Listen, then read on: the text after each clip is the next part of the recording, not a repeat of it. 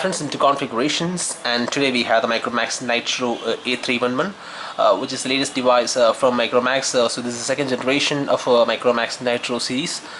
So you could say the device looks very similar to the original Nitro series. There is no difference in design. The back panel has given the same leather finish on the back side. The device looks very similar to the original Nitro, but this is the latest updated version of Nitro with 2 GB of RAM and 16 GB of internal memory. So the rest is almost similar specifications. So let us first take a look at the key placements of this device. So you could see the device has speaker grill on the top side, and you could see the front camera here, and you have a couple of sensors in here. The front camera is 5 megapixels, so that will be really nice. And you could see 3 capacity buttons on the bottom side. They are backlit, so there won't be any issue in visibility. And you could see the right hand side, they have provided lock and lock key, and on the top side you can see the 3.5mm audio jack. And on the left hand side you could see the volume rockers are placed here. On the bottom you have USB 2.0, and the back panel is given a leather finish, which is great. And you could see 13 megapixel camera and LED flash here, and you have the noise cancellation mic on the top side, which is also nice. So these are things about the design and the key placements of the device. The device doesn't have the Gorilla Glass protection, so that can be set as demerit, but the Micromax has provided a screen guard with this device, so that is nice. So let's take off this back panel and see what are the things under this cover. So the device actually supports 2500 milliampere battery, so which is nice, and a 5-inch device with 2500 milliampere battery, which will give a very good battery backup. So you could see the 2 SIM card slots here, so SIM 1 and SIM 2, and you could see the micro SD card slot. And you can see also the 2500 milliampere battery here. So that's all about the design. So let's turn on the device and see what are the things inside this device. So let me just turn on the device first. So device actually sports a 5-inch IPS display with 720p resolution, and the device supports 1.7 GHz octa-core processor with Android KitKat, 2 GB of RAM and 16 GB of memory. Everything looks quite great for this device. 13 megapixel camera is here, and 5 megapixel front camera. So overall the device looks quite nice for the price. The device is priced at about 13,300 in the mobility stores. The actual price is 16,990, but the mobility stores are providing this device at about 13,300 rupees, so that's nice. And so you could see this is the device, and the display looks quite vibrant for me, the 5-inch IPS display. And you could see the viewing angles are also great. There is no decolorization from any angle, so that's also nice. We'll be seeing all these things in detail, so let me first go to the basics of this device. So let us first go to the dialer. You could see the dialer is customized, not stock Android, so they have done a nice customization with it's a blue color and a gray combination, so that's nice. I really like that design of the keypad. It looks very premium. And let us see whether the device supports video calling. So you could see the device does support video calling option here, so that's also nice.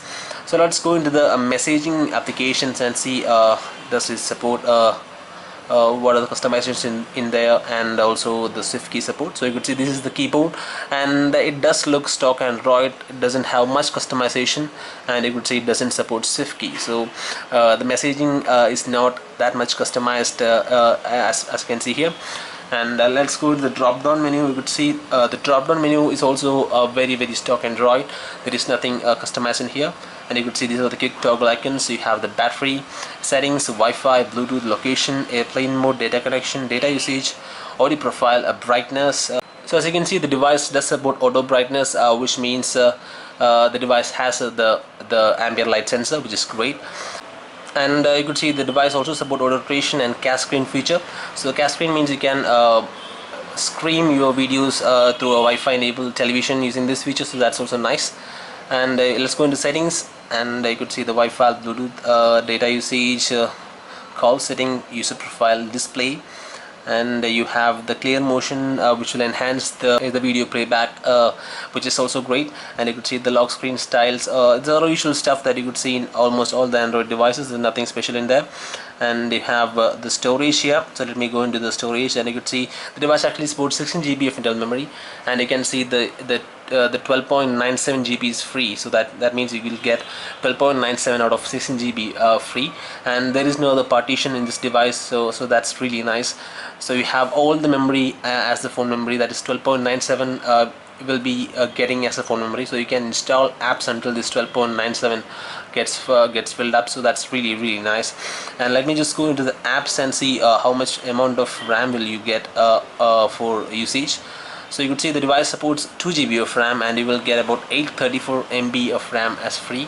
I wonder why this software is taking so much of RAM. Normally out of 1 GB it will be taking only 516 or 400 MB of RAM, and you will get 500 something as free. But in this device you are having 2 GB, but you are getting only 832 MB of RAM.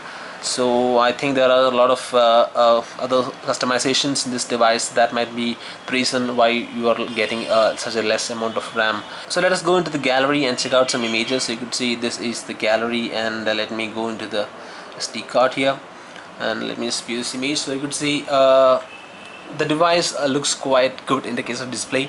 The device actually supports a 720p 5-inch display with 720p resolution that gives a 293 ppi pixel density.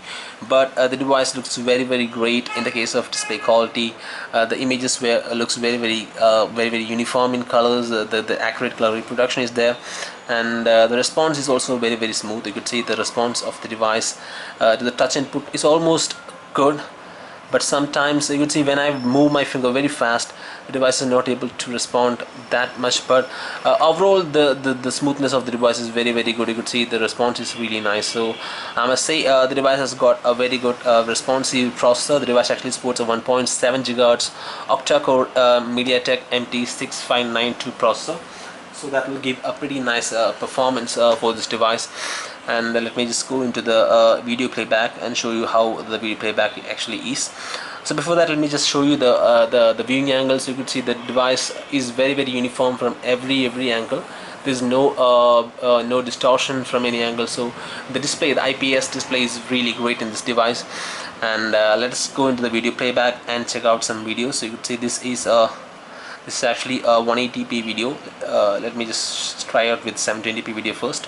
So this is actually a 720p video, and you could see this is 720p video, and let me just play through it. You could see the video playback is extremely smooth. There is no buffering in any point.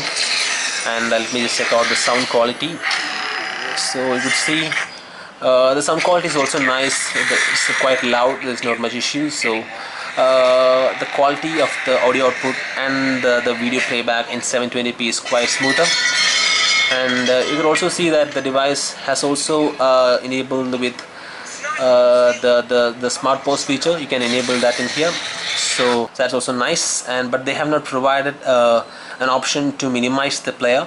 That's little disappointing in this device. But overall, considering the UI, I must say this device has got pretty nice UI, and you can see there are a lot of preview features available in the gallery, which is also nice. So let's go into the 180p video playback and see how smooth it is in the 180p video playback. So this is a 180p video, and you could see there's a little delay in 180p video playback. You could see there's a slight delay. I can say it's very small, but the video playback is very nice in this device. So 180p video playback is also supported. There's not much issues in the video playback, so that's also nice. So so that's all about the video playback, and you have seen the device can support 180p and 720p at very fluid smoothness. So that's it. So let's go into the camera of this device and see how the device works in the camera. So this is the camera interface. The device actually got a 13 megapixel of camera, so I expect a pretty nice quality from here. So let me just take a snap of this box here. So it's 13 megapixel camera. Let me just turn off the flash here. So focus is instant. The device support a touch focus and autofocus. So let me just take a snap here. It's quite fast. There is not much delay in capturing images, and the detailing is also quite nice. There is not much issues. Let me just take another snap from here. So let me just take a snap here.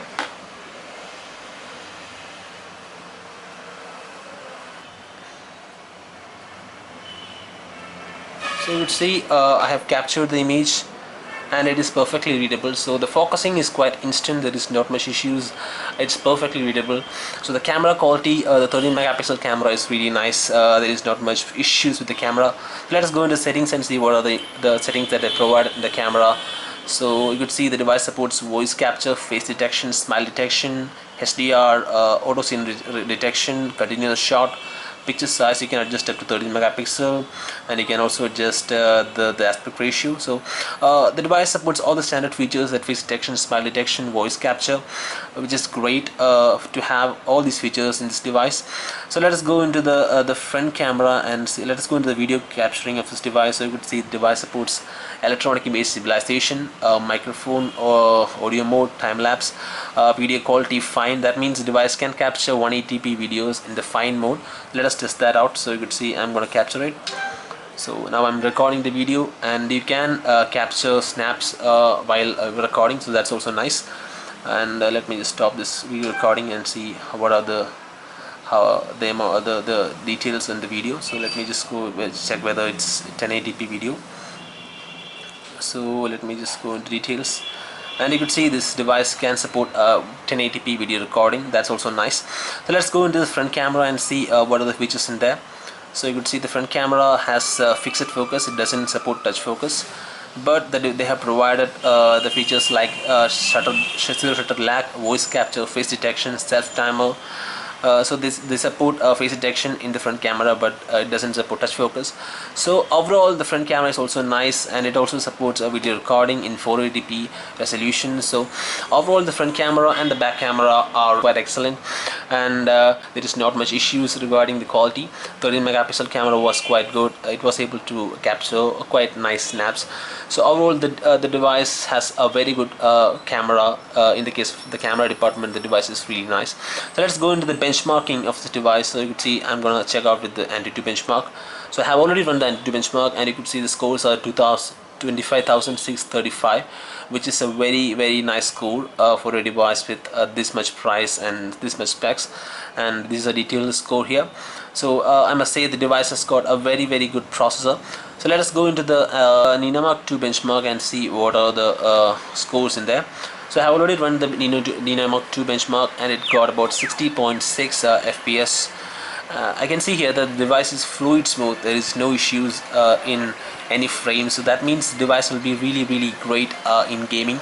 So if you are a hardcore gamer, I will recommend this device because it has very good performance processor, very good display, enough RAM, that's 2GB of RAM, that's really nice, enough memory, 16GB of internal memory is there. So overall this device is really great, and you have a 2500 mAh battery also, so that will give a very good gaming performance. So you can see the device has got 60.5 PS in this time. So the gaming performance will be really awesome, very fluid performance will be there, so there won't be any issues in considering the gaming performance of this device. So that's it about the Ninomark 2. So let's go into the basic specifications of this device.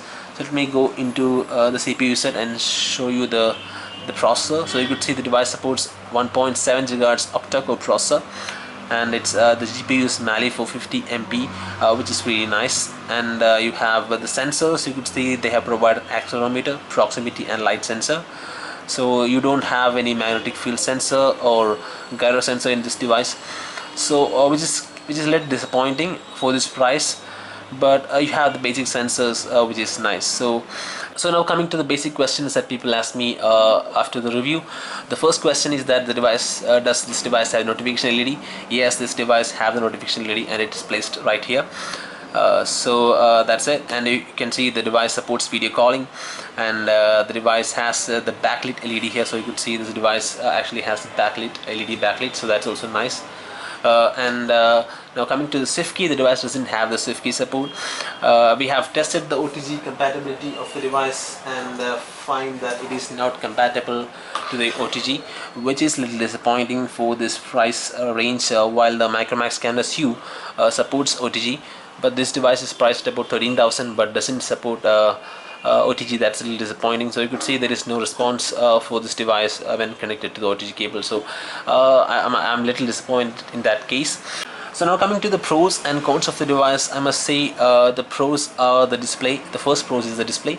The 5-inch IPS is really good. The display quality was excellent. I can say the viewing angles are also really nice. So the display quality is the first positive thing. The second thing is the 2 GB of RAM, so you won't be having any issues with the multitasking in this device because it has got a lot of RAM. And the third is the 16 GB of internal memory which is provided in this device, which is also great, and it is a unified memory, so you can use 12.97 GB is free, so you can install apps until this 12.97 gets free, so that's really nice. And the fourth positive is 13 megapixel camera and the 5 megapixel front camera. So the camera department of this device is excellent. It supports face detection, touch focus, voice recognition, voice capturing, everything that you expect from a normal device is there, so there is no issues in the camera department. And the fourth thing is the processor. The processor is 1.7 GHz octa core, and you can see the device has got a very good score, 60.6 FPS in the Nino Mark II, and 25,000 in the Antutu score, so that's really nice. And the final positive thing about this device is the 2500 mAh battery, which will provide a quite decent performance battery backup for this device. So now coming to the negatives, the first thing that I want to say is that the device doesn't have the Gorilla Glass 3 protection, so that can be said as little negative. The second thing is that the device doesn't support OTG connectivity, which is also little negative.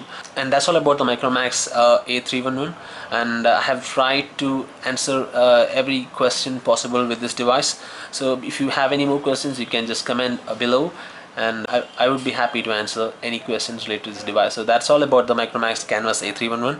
Thanks for watching this video, and if you like this video, please hit like and stay subscribed for more. Thank you.